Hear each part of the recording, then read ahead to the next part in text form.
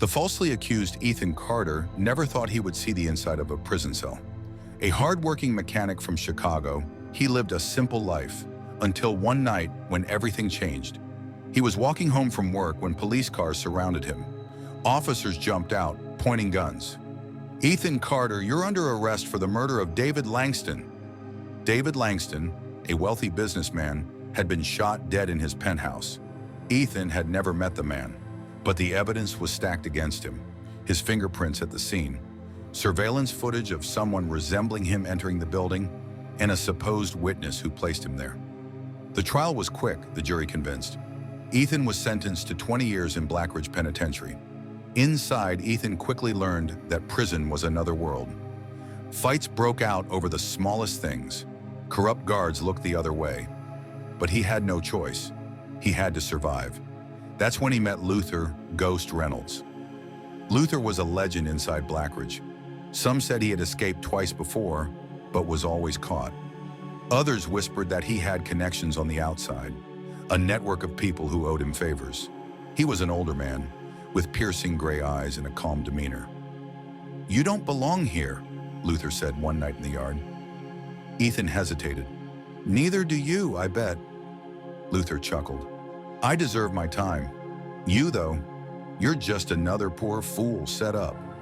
Something about Luther's confidence made Ethan believe him. Over the next few weeks, Luther watched Ethan closely, testing him. He taught him how to fight, how to move quietly, how to listen rather than speak. Then one evening, Luther leaned in and whispered, "You want to get out of here?" Ethan's heart pounded. "Is that even possible?" Luther smirked. "It's already in motion, but I need a partner.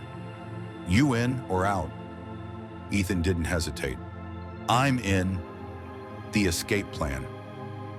Luther had spent years planning. Every detail was accounted for. Guard rotations, blind spots in the security cameras, hidden tunnels beneath the old prison wing. The night came. They waited until lights out.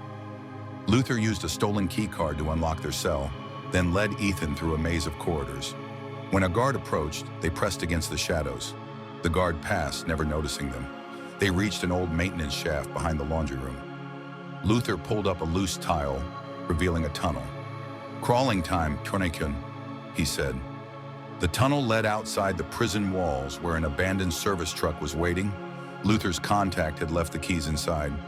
As they drove off, Ethan finally exhaled. Freedom. The truth uncovered. Luther had one last surprise. "There's someone you need to meet," he said as they stopped at a motel. Inside, a man sat waiting, a private investigator named Marcus Hale. He had been looking into Ethan's case and found proof that someone had framed him.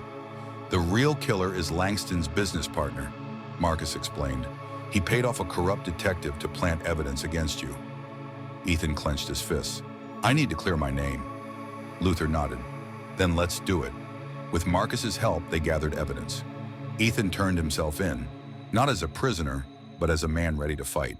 The truth finally came out, and within weeks his conviction was overturned. Ethan was free. As for Luther, he vanished like a ghost. But Ethan knew one thing. He owed his life to the man who had believed in him.